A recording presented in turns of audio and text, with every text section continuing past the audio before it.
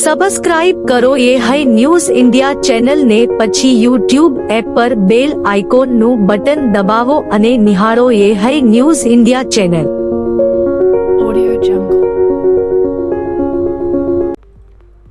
વિશ્વ રંગભૂમિ દિવસ નિમિત્તે તોરી બારોટ સમાજના કલાકારો ગુજરાત વિધાનસભાની મુલાકાત લીધી છે. છેલ્લા 3 દિવસથી સરકાર દ્વારા વિવિધ ક્ષેત્રના કલાકારોને આમંત્રણ આપવામાં આવી રહ્યું છે, જેમાં આજે તોરી બારોટ સમાજના કલાકારોનો સમાવેશ થયો છે. આ સમાજના કલાકારોએ સરકારના આ પહેલની સરાહના કરી તેમની કળાને માન સન્માન આપવા બદલ આભાર વ્યક્ત કર્યો હતો. મુલાકાત દરમિયાન કલાકારોએ જણાવ્યું કે અમારા સમાજ પાસે અપડેટ કે મોનોપોલી નથી, પરંતુ અમારી પાસે જ્ઞાન છે જે અમે પેઢી દર પેઢી આગળ વધારીએ છીએ. તેમણે એક સાથે વિધાનસભા ગૃહની કામગીરી નિહાળી અને આ અનુભવને અનોખો ગણાવ્યો હતો. બાદમાં મીડિયા સમક્ષ તેમણે પરંપરાગત દુહા છંદ ગાઈને સરકાર અને વિધાનસભા પ્રત્યે કૃતજ્ઞતા વ્યક્ત કરી. આ પ્રસંગે તોરી બારોટ સમાજના કલાકારોની લોક સંસ્કૃતિ અને કળાને પ્રોત્સાહન આપવાના સરકારના પ્રયાસોને બિરદાવવામાં આવ્યા હતા. જય હો. વિશ્વ રંગભૂમિ નિમિત્તે જે અમને આજે અધ્યક્ષશ્રીએ આવકાર્યા છે આ સમાજને, કારણ કે વર્તમાન સરકાર એના પાયામાં સંસ્કૃતિ, વિકાસ, પરંપરા, ધરોહર આ બધું છે. અને આ તોરી બારોટ સમાજ, કારણ કે જે ફિનિક્સ પંખી એના રાખની અંદર છાંટણા કરો અને પછી મૂળ જે સ્વરૂપ એનું ધારણ કરે, આવું જ 2008થી અમારા ફકીરભાઈ વાઘેલા સાહેબે, આ વર્તમાન સરકારે અમને જાણ્યા જોયા અને આજે પંચરંગી ઓછો ઉછળ્યો તો, અન્નકૂટની વેળા, ચાંદીની ચાખડીએ ચડી અને ભક્ત થયા તા વેળા, શંખ ગોરતા, ઘંટ ગુંજતા, ઝાલરું જણજણતી, સત્સંગ કંચન આરતી, હરિવર સન્મુખ નર્તનતી. અને એ વખતે દારિદ્ર, દુર્બળ, દીન, અનવિના અડવડતા અને તેદી આંસુ ભીનારે હરિના લોચનિયા મેં દીઠ્યા. જગતના નાથમાં આંસુ જોયા પછી એને પૂછ્યું કારણ શું છે? કદાચ એ પૂછવાની કોઈ તાકાત હોય તો એ ભાજપ સરકારમાં છે. સાહેબ, સમગ્ર અમારો બારોટ સમાજ, તોરી બારોટ સમાજ જે આજે અહીંયા ઉપસ્થિત છીએ એનો ઋણી છીએ. અમારામાં અપડેટ કેવું હોય એની ખબર ભલે નથી પડતી, મોનોપોલી કેવી હોય એની આ સમાજને અમને ભલે નથી ખબર પડતી. પછી અમારા દફતરે હાવ ફોરા છે, એની અંદર કાંઈ નથી, પણ ઠોઠ નથી. અમે ઠોઠ નથી, આની ચકાસણી પૂરેપૂરી કદાચ કરી હોય તો આ ભાજપ સરકારે કરી છે.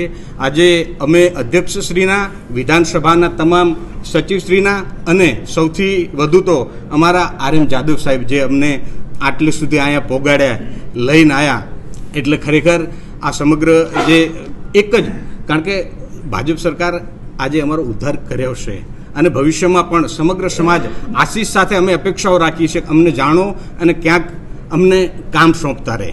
એક જ છેલ્લે અમારા બારોટની ભાષામાં એક જ શબ્દ છેલ્લે કહીશ ભાજપ સરકાર માટે કે વર્તમાન સરકાર માટે, તો એજી માથે જેન આભજળું બે વાદળિયું મુખડા ચુમે, એજી બાંધી જેણ પાઘડી ઊભો ગીરનો સુબો કોઈ વંકો સરદાર, એજી અડીખમ એમ ઊભો ગીરનાર, એજી જાગ્યો કેટ કેટલી રાત્યું, સુણી કેટ કેટલી વાત્યું, પણ જટાળાન કંઈક જોગીને તપને ધૂણે આખડી આજણ હાર, એજી અડીખમ એમ ઊભો ગીરનાર. એ ગિરનાર પર્વતની જેમ સદાય વર્તમાન સરકાર,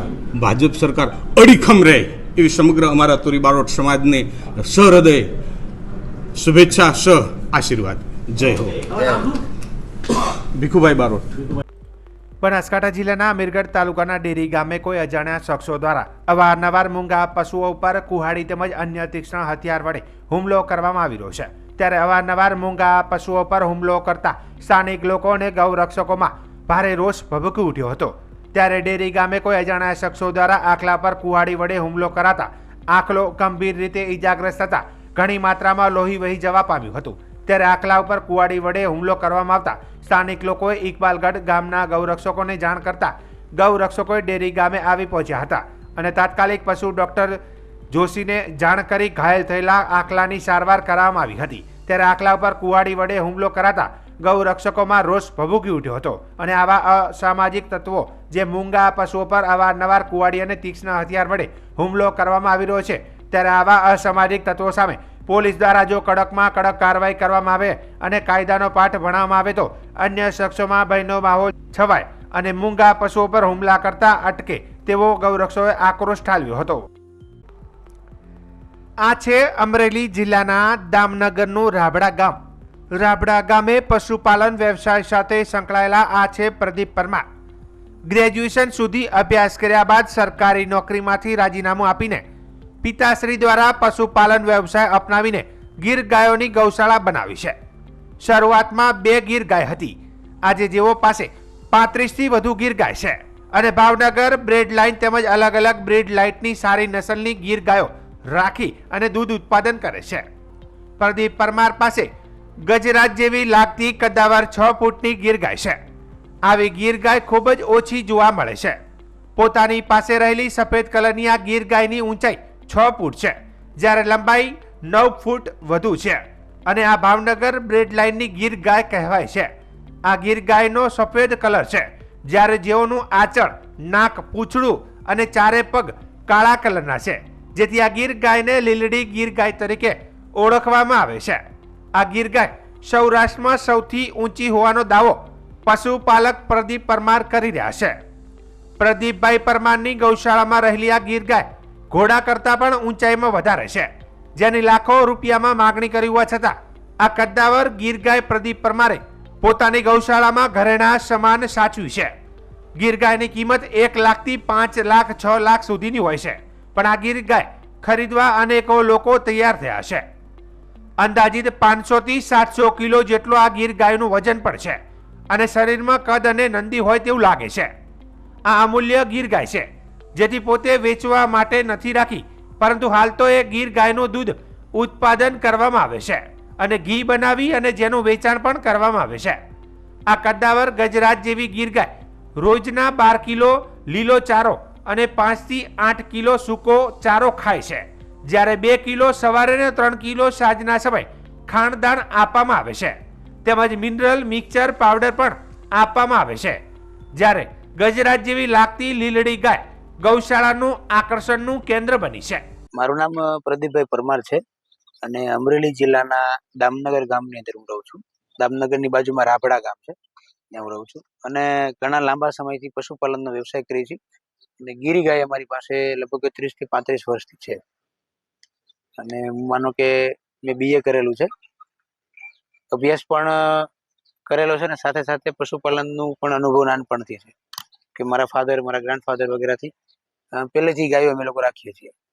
તો આજે આ મારી ગૌશાળા પ્રદીપગીરી ગૌશાળા જે છે એની અંદર આ લીલડી ગાય કહેવાય, પાછળ જે તમે જોવો છો એ લીલડી ગાય કહેવાય। 4 આંચળ બ્લેક હોય, 4 પગ બ્લેક હોય, કાન બ્લેક હોય અને માથું બ્લેક હોય, બાકી પૂરી વ્હાઈટ હોય, એને લીલડી કહેવામાં આવે છે, જે રેર ઓફ ધ રેર હોય। અને આ ગાયની વિશેષતા સૌથી પહેલી તો એ છે કે આટલી હાઈટ વાળી ગાય તમે ક્યાંય નહીં જોઈ હોય, કેમ કે મારી ગૌશાળાની અંદર લાંબા સમયથી આ પહેલી વખત આવી હાઈટ વાળી લેન્થ વાળી, જેની હાઈટ 6 ફૂટ છે, ઘોડાની હાઈટ 65+ આજુબાજુ હોય, હાઈએસ્ટ હાઈટ કહેવામાં આવે છે।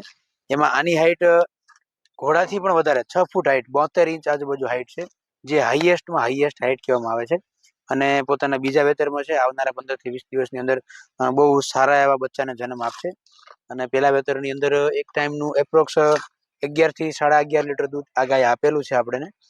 બહુ સારો સ્વભાવ, બહુ સારી નસલ અને ફ્યુચરની અંદર બહુ સારું બ્રીડિંગ અમને મળી રહે એટલા માટે હું આ ગાય લાવ્યો છું। આ ગાય અમે કોઈ વેચાણના પર્પઝથી નથી લાવ્યા, ઓનલી ફોર મારી ગૌશાળાની અંદર આને ફ્યુચરમાં આના સારા એવા બચ્ચા અમને મળી રહે એના હેતુથી હું લાવ્યો છું।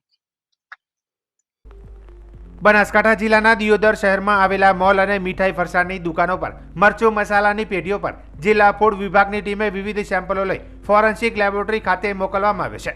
દિયોદર શહેરના હેપી મોલ, સીતારામ મોલ, તુલસી હોટલમાં ખાણીપીણી અને વિવિધ મીઠાઈઓના સેમ્પલ લઈ ફોરેન્સિક લેબોરેટરીમાં તપાસ અર્થે મોકલવામાં આવે છે। જિલ્લાની ફૂડ વિભાગની ટીમની એન્ટ્રીથી શહેરની ખાણીપીણીની મીઠાઈઓની દુકાનો અને મરચું મસાલાની પેઢી પર તપાસ હાથ ધરી હતી, જ્યાં વિવિધ ખાદ્ય પદાર્થોના સેમ્પલો લઈ ફૂડ વિભાગની ટીમે હાલ તો તપાસ સાથે લેબોરેટરીમાં મોકલવામાં આવ્યો છે. દિયોદરની 3 પ્રાથમિક શાળાઓમાં ચાલતા મધ્યાહન ભોજનના તેલ, ચણા, ચોખા અને અનાજના સેમ્પલો લીધા છે. જેમાં સુરાણા, નવાગામ, સણાદરની પ્રાથમિક શાળામાં મધ્યાહન ભોજન યોજનામાં બાળકોને પીરસાતા ભોજનમાં વપરાતા તેલ, ચોખા, ઘઉં, ચણા, મરચું, મસાલા, આયોડીન યુક્ત મીઠુંના સેમ્પલો લઈ તપાસ સાથે મોકલવામાં આવે છે. તો 5 જેટલી આંગણવાડી કેન્દ્રોમાં પણ જિલ્લા ફૂડ વિભાગની ટીમ દ્વારા 51 સર્વેલન્સ સેમ્પલો લેવાયા છે. જેમાં દિયોદરમાં મોડી રાત સુધી જિલ્લા ફૂડની ટીમ આજે વિવિધ પેઢી પર સેમ્પલો લઈ ફોરેન્સિક લેબોરેટરી ખાતે મોકલવામાં આવ્યા હતા. દિયોદરમાં જિલ્લા ફૂડ વિભાગની ટીમ તપાસમાં આવતા દિયોદરના કરિયાણા મોલ અને ખાણીપીણીની દુકાનો, વિવિધ મસાલાનો પેઢીઓના વેપારીઓમાં ફફડાટ ફેલાયો હતો. બગસરાની ઘટના બાદ ગુજરાતના બનાસકાંઠા જિલ્લાના ડીસા ખાતે આવેલી રાજપુર પ્રાથમિક શાળામાં એક ચોંકાવનારો કિસ્સો સામે આવ્યો છે. શાળાના કેટલાક વિદ્યાર્થીઓના હાથ પર બ્લેડ વડે ચેકા માર્યાના નિશાન જોવા મળ્યા હતા, જેની જાણ એક પરિવારે જિલ્લા શિક્ષણ વિભાગને કરી હતી. આ ઘટનાને પગલે જિલ્લા શિક્ષણ અધિકારીની સૂચના મુજબ અધિકારીઓએ શાળાએ પહોંચી તપાસ હાથ ધરી હતી. તપાસ દરમિયાન તાલુકા પ્રાથમિક શિક્ષણ અધિકારી ટીપીઓએ જણાવ્યું કે વિદ્યાર્થીઓએ રમતા રમતા શરત લગાવીને એકબીજાના હાથ પર બ્લેડ વડે કાપા માર્યા હતા. આ ઘટના કોઈ શિક્ષક કે શાળા સ્ટાફની સંડોવણી વિનાનું હોવાનું સ્પષ્ટ થયું છે. ટીપીઓએ ઉમેર્યું કે આવી ઘટનાઓ ટાળવા માટે વિદ્યાર્થીઓને મોબાઈલથી દૂર રહેવા, હિંસક ગેમ ન રમવા અને હિંસક પ્રવૃત્તિઓથી બચવા માટે સૂચનાઓ આપવામાં આવી છે. આ ઘટનાએ શાળાઓમાં વિદ્યાર્થીઓની સલામતી અને તેમની પ્રવૃત્તિઓ પર નજર રાખવાની જરૂરિયાત ફરી એકવાર ચર્ચા ઉઠાવી છે. જિલ્લા શિક્ષણ વિભાગે આ મામલે ગંભીરતા દાખવીને ભવિષ્યમાં આવી ઘટનાઓ નિવારવા માટે યોગ્ય પગલાં લેવાની ખાતરી આપી છે.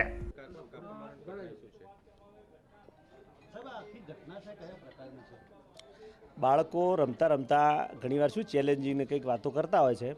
એમ કરતાં કરતાં 2-4-5 બાળકોએ અમને બતાવ્યું કે સાહેબ આ છોકરાઓએ થોડુંક હાથ ઉપર એને કંઈક વગાડ્યું છે, જોજો. એટલે અમે જોયું તો સામાન્ય કંઈક એના કંઈક રિસોટા થયેલો ને એવું અમે જોયું એટલે એમાં વાતમાં કંઈ બહુ હતું નહીં. એટલે અમે બહુ લક્ષમાં ના લીધું. છોકરાઓને સમજાય કે ભાઈ આવું કેમ કરો છો. અને મેં થોડો સંશોધન માટે પૂછ્યું બી ખરી કે ભાઈ કેમ આ વગાડ્યું તે, કે મારા મિત્રે સાહેબ મને એમ કહ્યું કે તું આવું કરી શકે, કે જો મારામાં તાકાત છે અમે કરી શકીએ.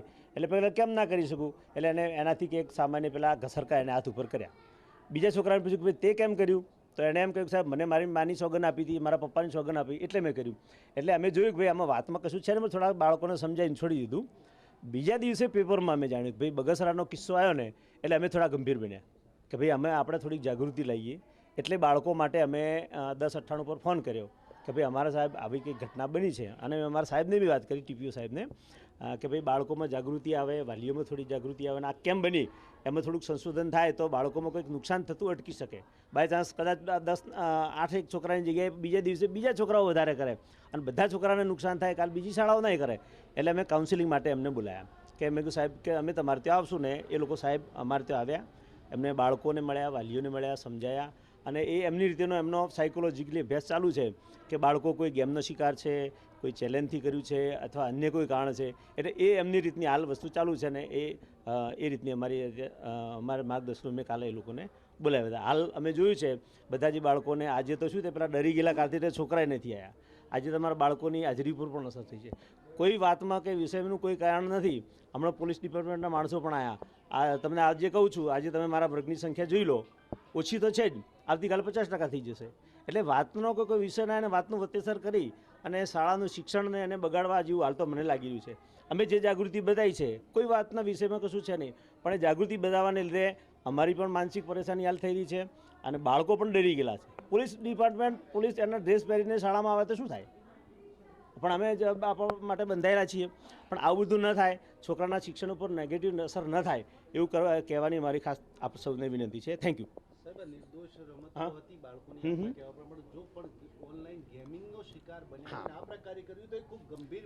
સાહેબ એટલા માટે આપ સાચા છો, એ ગંભીરતા અમે લીધી એટલા માટે જ અમે કાઉન્સિલિંગ કરાવી. અને આજે બી મેં એ લોકોને પ્રાથમિક આરોગ્ય કેન્દ્રમાંથી એમના મિત્રોને પણ બોલાયા છે કે જે છોકરાએ છે ને બતાવીએ એની આપણે ટ્રીટમેન્ટ પણ કરીએ. જો એવું લાગતું નથી પણ આપણે પ્રોસેસ પણ કરાવી દઈએ કે જરૂર લાગે તમને ટીટીને ઇન્જેક્શન પણ આપણે અપાવીશું.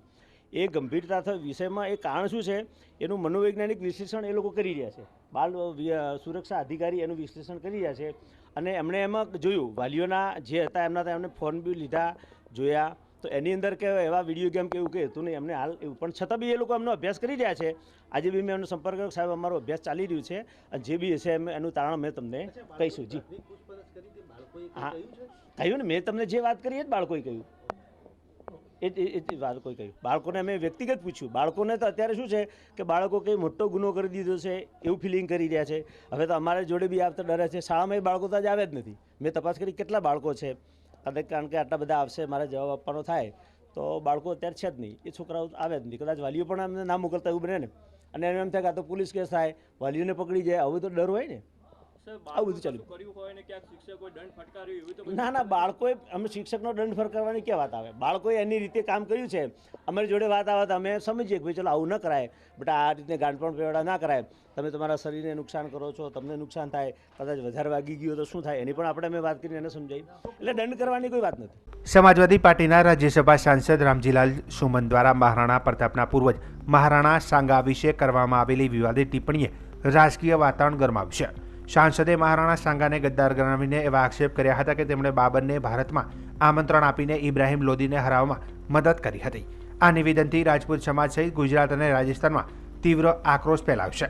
આ મામલે અપક્ષ ધારાસભ્ય ધવલસિંહ ઝાલાએ ગુજરાત સરકારને રામજીલાલ સુમન સામે ગુનો નોંધવાની માંગ કરી છે. તેમણે જણાવ્યું હતું કે મહારાણા સાંગા એક વીર યોદ્ધા હતા જેમણે દેશના સ્વાતંત્ર્ય અને સંસ્કૃતિની રક્ષા માટે લડાઈ લડી હતી. તેમના વિશે આવા ગંભીર આક્ષેપો સહન નહીં કરાય. ધવલસિંહે વધુમાં કહ્યું કે આવા નિવેદનો સમાજમાં વિભાજન પેદા કરે છે અને ગુજરાત સરકારે આ મામલે કડક કાર્યવાહી કરવી જોઈએ. આ ઉપરાંત ગૃહમાં પણ આ મુદ્દે ચર્ચા થવી જરૂરી છે. ધારાસભ્યએ ગૃહને માહિતગાર કરવાની જરૂરિયાત પર ભાર મૂકતા કહ્યું કે મહારાણા પ્રતાપના પૂર્વજોનું અપમાન એ ગુજરાતના ગૌરવનું અપમાન છે.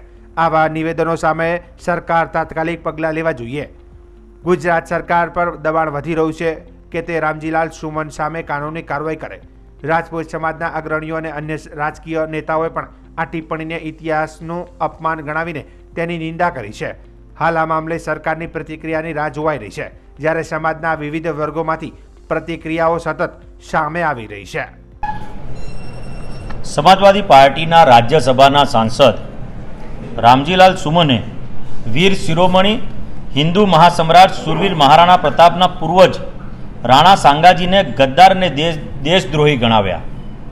આ સેટ પણ ચલાવી ના લેવાય એ પ્રકારની વાત હતી ને વિધાનસભા ગૃહની અંદર પણ મેં આને પોઝિટિવલી વાત કરી છે કારણ કે તમામ ધારાસભ્યોને આ વાતથી માહિતગાર કરવાની વાત હતી. હિન્દુ સમ્રાટ મહારાણા પ્રતાપના રાણાના વંશજ રાણા સાંગાજી ખૂની યુદ્ધ લડીને હિન્દુત્વને બચાવવા માટેના પૂરા પ્રયત્ન કર્યા અને પોતાના જીવનનું બલિદાન આપ્યું હતું.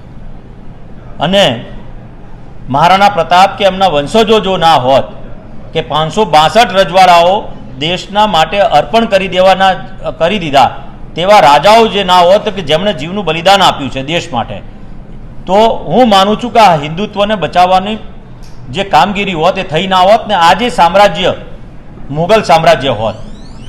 આવા જે પણ લોકો ગૃહની અંદર રાજ્યસભાના સાંસદે જે પ્રકારનું ટિપ્પણી કરી છે કે એમને દેશદ્રોહી ગણાવ્યા છે એનું વખોડું છું. સાથે આવું બોલવાવાળા સભ્યોનું રાજીનામું લેવું જોઈએ તેમજ એના ઉપર ગંભીર ગુનો દેશદ્રોહ જેવો ગંભીર ગુનો લગાવીને એમને જાહેરમાં માફી મંગાવી જોઈએ. કારણ કે જો હિન્દુ સમ્રાટ આવા જેણે દેશ માટે પોતાના જીવના બલિદાનો આપ્યા હોય, હિન્દુ ટકાવી રાખવા માટે જે વાત કરી હોય અને એવા ઉપર આવી પ્રકારની ટિપ્પણી થાય એ નિંદનીય છે અને હું આ તદ્દન રીતે વખોડું છું અને એમના ઉપર ગંભીર આક્ષેપ સાથે એમના પર ગુનો લગાવવા માટે હું સરકારને વિનંતી પણ કરું છું. મહેસાણામાં ખાનગી કંપનીના મેનેજર અને મિત્રને હની ટ્રેપમાં ફસાવી 8 લાખ પડાવનારી ગેંગને પોલીસે ઝડપી લીધી છે. મહેસાણામાં ખાનગી કંપનીના મેનેજર અને તેના મિત્રને ઘરે ચા પીવા બોલાવીને તેમના ફોટા પાડી લઈ દુષ્કર્મના કેસમાં ફસાવી દેવાની ધમકી આપી હતી. આ કેસમાં 9 લાખ પડાવી લીધા બાદ 20 લાખ રૂપિયાની માગણી કરતા પોલીસ ફરિયાદ બાદ પોલીસે 3 મહિલા અને 2 પુરુષની ઝડપી લઈ 7.5 લાખ રોકડ કબજે લીધી છે. પોલીસે જાપ્તામાં રહેલી આ 3 મહિલાઓ અને 2 પુરુષની ગેંગે હની ટ્રેપની ઘટનાને અંજામ આપ્યો છે. આ ગેંગની મુખ્ય સૂત્રધાર મીનાબેન જસવંતભાઈ રાવળ મીનાબેને ચા પીવાના બહાને ઓઇલ કંપનીના મેનેજર અને તેમને મિત્રને દીકરીના અવધૂત રો હાઉસ ખાતે આવેલા તેજલ રાવળના ઘરે બોલાવી પોતાની ગેંગ સાથે મળી હની ટ્રેપને અંજામ આપ્યો હતો. ગત તારીખ 4 ફેબ્રુઆરી દુષ્કર્મના કેસમાં ફસાવી દેવાની ધમકી આપી 9 લાખ જેટલી રકમ પડાવી લીધી હતી. ત્યારબાદ વધુ 20 લાખની માંગણી કરતા આખરે મામલો પોલીસમાં પહોંચ્યો હતો અને પોલીસે ફરિયાદને પગલે આ ગેંગના 5 શખ્સને ઝડપી લઈ 7.5 લાખનો મુદ્દામાલ કબજે કર્યો છે. મહેસાણામાં કામ કરતી ઓઇલ કંપનીના મેનેજર ફેબ્રુઆરી મહિનામાં પીલાજીગંજ વિસ્તારમાં મિત્રને મળવા આવ્યા હતા, જ્યાં તેમને મિત્રની પરિચિત મહિલા મીનાબેનનો ફોન આવતા તેઓ માનવ આશ્રમ 4 રસ્તા મળવા માટે ગયા હતા. ત્યારબાદ ત્યાંથી સાંઈબાબા મંદિરે દર્શન કરવા જવાના હોવાથી પરિચિત મહિલાએ તેમને બંનેને મંદિરની નજીક આવેલી સોસાયટીમાં પોતાના ઘરે ચા પીવા આમંત્રણ આપ્યું હતું. દર્શન કર્યા બાદ બંને મિત્રો મહિલાના ઘરે ગયા હતા, જ્યાં તેજલ રાવળ, મીનાબેન રાવળ, કિંજલ વાઘેલા, ધર્મેશ પંડ્યા, વિક્રમ પટેલ અને ઠાકોર પ્રફુલ સવાજીએ હની ટ્રેપનો અંજામ આપ્યો હતો. તે સમયે 8 લાખ રોકડ અને 1 લાખ રૂપિયા ઓનલાઈન ટ્રાન્સફર કરીને 9 લાખ જેટલી રકમ પડાવી લીધી હતી. ત્યારબાદ ફરીથી 20 લાખની માંગણી કરતા મામલો પોલીસ સ્ટેશન પહોંચ્યો હતો અને પોલીસે પ્રફુલ સિવાયના તમામ આરોપીઓને ઝડપી લીધા છે.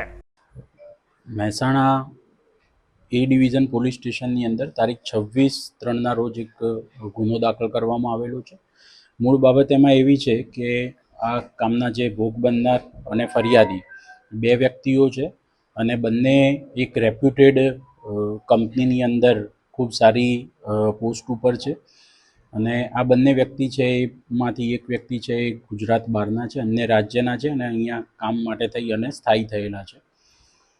તેઓની સાથે 4/2 એટલે 4 ફેબ્રુઆરીના રોજ એક ઘટના બનેલી હતી, જેની અંદર તેઓ અને એમના જે સાથી કર્મચારી છે અને એ બંને સાંજે એક મંદિર ખાતે દર્શન કરવા માટે ગયેલા હતા. દરમિયાનમાં એક લેડી મીનાબેન રાવળ કરીને છે, તેઓનો તેમને ફોન આવે છે અને તેમને સાથે એમના ઘરે લઈ જાય છે.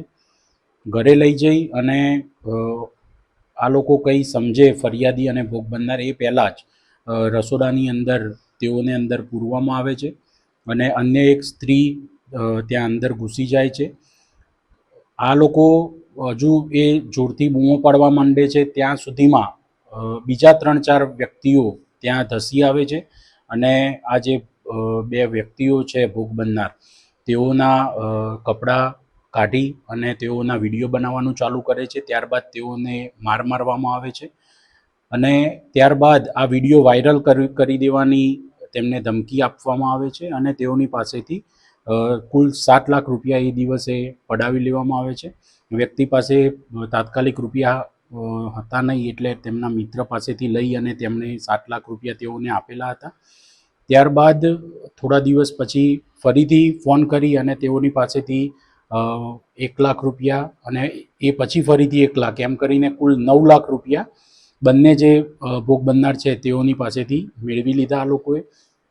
ત્યારબાદ 2 દિવસ પહેલાં આ જે આરોપી છે તેઓ પૈકીના એક આરોપી તેમને ફરિયાદીને ફોન કરી અને જણાવે છે કે જે દિવસે જે લેડી રૂમની અંદર તમારી સાથે હતી, જેની સાથેનો તમારો વિડીયો છે, એ લેડીના પતિએ સુસાઇડ કમિટ કર્યું છે ને એના ગુનામાં તમને અમે ફસાઈ દઈશું તેવી ધમકી આપીને ફરીથી પાછા 20 લાખ રૂપિયાની તેમની પાસે માંગણી કરવામાં આવે છે. આ સમગ્ર બાબતે જે ભોગ બનનાર છે તે અમોને અહીંયા મળેલા હતા. ત્યારબાદ પીઆઈ એ ડિવિઝન PL વાઘેલાને અને એમની ટીમને આ સમગ્ર વિગતો આપવામાં આવેલી હતી અને તેઓએ એક આખું ઓપરેશન પાર પાડી અને ટૂંક જ સમયની અંદર આમાં ફરિયાદીની વિગતો મેળવી તેની પાસેથી તેના અનુસંધાને ગુનો દાખલ કરી અને આ જેટલા બી આરોપી છે તેઓની ટૂંક સમયની અંદર ધરપકડ કરેલી છે અને આમાં જેટલા રૂપિયા જે આ લોકોએ પડાવેલા હતા તે મુદ્દામાલની રકમ પણ તેઓની ટીમ દ્વારા ટૂંક સમયની અંદર પ્રાપ્ત કરવામાં આવેલી છે.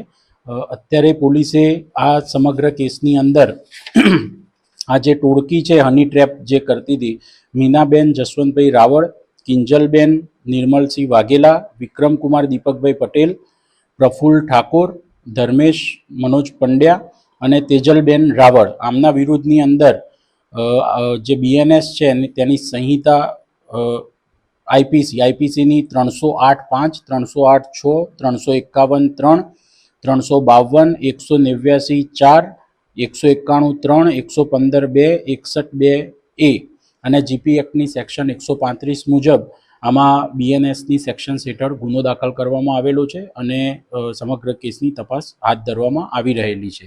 આ પૈકી એક જે આરોપી છે, બે જે આરોપી છે, કિંજલબેન તથા બચુ છે, તે બંને વિરુદ્ધ ઓલરેડી હની ટ્રેપનો જૂનો ગુનો દાખલ થયેલો છે અને તેમાં તેઓ જામીન ઉપર બહાર હતા. એ દરમિયાનમાં તેઓએ આ ફરીથી ગુનો કર્યો છે, એટલે પોલીસ દ્વારા તેઓના જામીન કેન્સલેશનની કાર્યવાહી પણ કરાવવામાં આવશે. ગુજરાત સ્ટેટ સાયબર સેલે એક મોટા વીમા કૌભાંડનો પર્દાફાશ કર્યો છે, જેમાં નોઈડા સ્થિત MVDL નામની ઇન્સ્યોરન્સ કંપનીના નામે 7 કરોડ રૂપિયાની ઠગાઈ કરવામાં આવી હતી. આ કેસમાં મુખ્ય સૂત્રધાર અભયકુમારની ધરપકડ કરવામાં આવી છે, જે નોઈડાનો વતની છે. આ કંપનીમાં એજન્ટ તરીકે કામ કરતો હતો. પોલીસની તપાસમાં જાણવા મળ્યું હતું કે આરોપીએ વોટ્સએપ ચેટ દ્વારા અરજદારો સાથે સંપર્ક સાધીને તેમને વીમા પોલિસીના નામે લોભામણી લાલચ આપી હતી અને તેમને કહેવામાં આવતું હતું કે વીમો પાકે ત્યારે મોટા લાભ થશે અને આ જ રીતે વિશ્વાસમાં લઈને અલગ અલગ ચાર્જીસના નામે કુલ 7 કરોડ રૂપિયા ભરવડાવ્યા હતા. આરોપી અભયકુમાર કંપનીના ટાર્ગેટ પૂરા કરવા માટે વધુ કમિશનનું વચન આપતો હતો, જેના ભાગરૂપે આ કૌભાંડ આચરવામાં આવ્યું હતું. ગુજરાત સ્ટેટ સાયબર ક્રાઇમ સેલે આ રેકેટને ઝડપી પાડીને તાત્કાલિક કાર્યવાહી હાથ ધરી હતી. અત્યાર સુધીમાં 6 કરોડ રૂપિયા રિકવર કરવામાં આવ્યા છે, જેમાંથી 4 કરોડ રૂપિયા પાછા લેવાયા અને બાકીના નાણાં ફ્રીઝ કરવામાં આવ્યા છે. સાયબર ક્રાઇમ સેલના એસપી ધર્મેન્દ્ર શર્માના નેતૃત્વમાં આ તપાસ હાથ ધરાઈ, જેમાં વોટ્સએપ ચેટ અને નાણાકીય વ્યવહારોના પુરાવા મહત્વના સાબિત થયા. પોલીસે જણાવ્યું હતું કે આરોપી અરજદારો પાસેથી વીમા પ્રીમિયમની રકમ મેળવીને તેને ભેગી કરતો હતો અને બાદમાં તેનો દુરુપયોગ કરતો હતો. આ કેસમાં વધુ તપાસ ચાલુ છે, જેની અન્ય સંડોવાયેલા લોકોની ઓળખ થઈ શકે અને બાકીના નાણાં પણ પરત મેળવી શકાય. આ ઘટનાને લઈને ડિજિટલ માધ્યમો દ્વારા થતા કૌભાંડો સામે સાવચેતી રાખવાની જરૂરિયાત પણ ફરી એકવાર ભાર મૂક્યો છે. આજે 7 કરોડની જે સાયબર ક્રાઇમ જે ફ્રોડ થયું છે, એ કેસમાં એ જે અરજદાર છે એમને સાથે આરોપીએ એ વિશ્વાસ આપ્યું કે અમે તમે ઇન્સ્યોરન્સ અપાઈએ અને જે ઇન્સ્યોરન્સના પૈસા છે એ તમે ઇન્સ્યોરન્સ પોલિસી લો અને આપણે એક માણસ પાસેથી જ એમને જુદા જુદા માણસોની થર્ડ પાર્ટી પોલિસી કરાવીને કે એમાં જે પૈસા જશે એ પૈસા તમે રોકાણ કરશો તો એ ઇન્સ્યોરન્સમાં તમે મોટું નફો થશે અને જ્યારે ઇન્સ્યોરન્સ પાકી જશે ત્યારે તમે મોટા પૈસા આમાંથી પરત મળશે. એવું એમને વિશ્વાસ આપીને બીજા લોકોને નામે પોલિસી લીધી અને જે ઇન્સ્યોરન્સના જે પ્રીમિયમ છે એ આ અરજદાર પાસેથી ભરાવડાયા. એમાં ટોટલ 7 કરોડ અને 60 લાખ જેટલા રૂપિયા એને ઇન્સ્યોરન્સ નામે અને બીજા જુદા જુદા ચાર્જો નામે એમને પાસેથી એમને ભરાવડાયા છે. હવે જે પૈસા ભરાઈ ગયા છે એમાંથી આપણે જ્યારે તપાસ ચાલુ કરી ત્યારે એમાં ખબર પડી કે એક અભયકુમાર નામનો માણસ છે જે એમને સાથે સતત સંપર્કમાં રહેતો હતો, અરજદારને આવી રીતે ખોટી રીતે અને વિશ્વાસમાં લઈને એના પાસેથી પૈસા લેતા હતા. તો પછી હવે એમને પાસેથી આપણે 4 કરોડ અને 80 લાખ રૂપિયા એમને અકાઉન્ટમાં હવે બરામદ કર્યા છે. બીજા પૈસાઓ જે છે એ જુદી જુદી જે ઇન્સ્યોરન્સ પોલિસી થર્ડ પાર્ટીને નામે લીધી હતી એ બધી પોલિસીઓ પણ અમે જે કંપનીઓ સાથે પહોંચીને એ બધી પોલિસીઓમાં પણ પૈસા આપણે ફ્રીજ કરાયેલા છે. લગભગ પોલિસીઓના આપણે પૈસા જોઈએ તો એ પણ 1 કરોડથી વધારે પૈસા હજી પોલિસીઓના અકાઉન્ટ્સમાં ફ્રીજ છે. અને અમુક પોલિસીઓ એને શું કરી કે પોલિસી લઈને પછી કેન્સલ કરાવી, કેન્સલ કરાવવા પછી એ પોલિસીના નાણાં પણ પરત એમને ખાતામાં કે એમના જે મળતીયા માણસો છે એમના ખાતામાં લઈ લીધા. એ પણ પૈસા અમે જે તે ખાતાઓમાં રોકાયા છે. તો હવે લગભગ અમારું માનવું એવું છે કે 4 કરોડ 80 લાખ તો અત્યારે છે જ એમને ખાતામાં, પણ બીજા લગભગ 1 કરોડ અને 20 લાખ રૂપિયા જેટલા બીજા પણ આપણે ફ્રીજ અલગ અલગ ખાતાઓમાં થયેલા છે. તો ટોટલ રિકવરીનો પ્રમાણ છે જે 6 કરોડ સુધી તો આપણે પહોંચી ગયું છે.